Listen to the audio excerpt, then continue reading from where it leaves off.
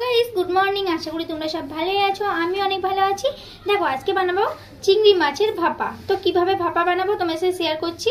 তো সবার প্রথমে আমি চিংড়ি মাছগুলো বাজার থেকে নিয়ে চলে এসেছি, আর এখানে দেখো ছাড়িয়ে নিচ্ছি। কিভাবে ছাড়াবো তোমাদের সাথে শেয়ার করছি। দেখো আমি এইভাবে ছাড়িয়ে নিচ্ছি, পুরো চুকলা শুদ্ধ তো খাওয়া যাবে না, তো আমি এইভাবে ছাড়িয়ে নিচ্ছি। এম করে ছাড়িয়ে নিচ্ছি চিংড়ি মাছগুলোকে। দেখো সব কটাকে আমি এইভাবে ছাড়িয়ে নেবো। মাছগুলোকে আমি ভালো করে ছাড়িয়ে ভালো করে ধুয়ে নিয়েছি, আমার ধোয়া হয়ে গেছে। এবার আমার মাছটা আজকে ধোয়া হয়ে গেছে, আর এদিকে আমি মশলা বানিয়ে নেবো। এখানে নিয়েছি পেঁয়াজ আর নিয়েছি রসুন। এবার সবার প্রথমে পেস্ট বানিয়ে নেবো। পেঁয়াজ দিয়েছি, পেঁয়াজ কুচি, আর এখানে দিয়েছি রসুন, আর দিয়েছি সর্ষে। সর্ষে দেওয়া হয়ে গেছে, দিয়েছি গোটা জিরে, আর দিয়েছি কাঁচা লঙ্কা 4টে।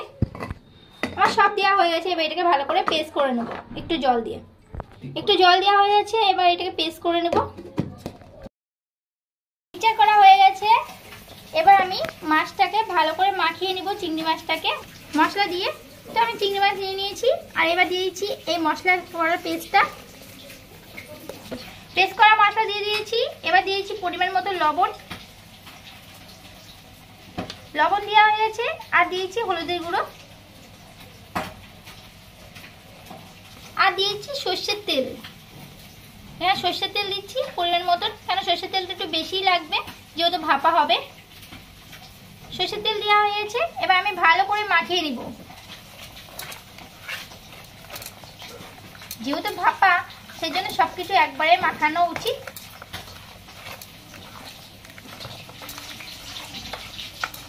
দেখো ভালো করে মাখিয়ে নিচ্ছি, যতক্ষণ মিক্স না হচ্ছে ততক্ষণ মাখিয়ে নিচ্ছি। এই চিংড়ি ভাপাটা এতটা টেস্টি হয় কি বলবো, তোমরা যদি ঘরে বানিয়ে খাও তাহলে বুঝতে পারবে কতটা টেস্টি। ভালো করে মাখানো হয়ে গেছে। এবার আমি চুলোতে বসিয়ে দেবো।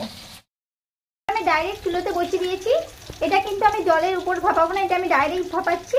ডাইরেক্ট ভাপালে খুবই টেস্ট হয়, আর তোমরা পারলে জলের উপরেও ভাপাতে পারো। এবার এটাকে আমি ঢাকা দিয়ে দেবো। এবার আমি এটাকে ঢাকা দিয়েছি, যতক্ষণ গন্ধ না বেরোবে ততক্ষণ ঢাকা দিয়ে রাখবো। মিনিট পর খুলে দেখে নিচ্ছি মাছটা কত দূর।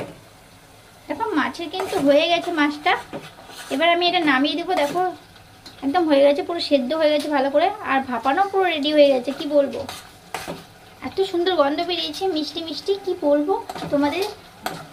তো এবার নামিয়ে দেবো এটা। তো তোমাদের খেয়ে দেখাবো কেমন হয়েছে। আমি কিন্তু নামিয়ে দিয়েছি। দেখো কত সুন্দর রেডি হয়ে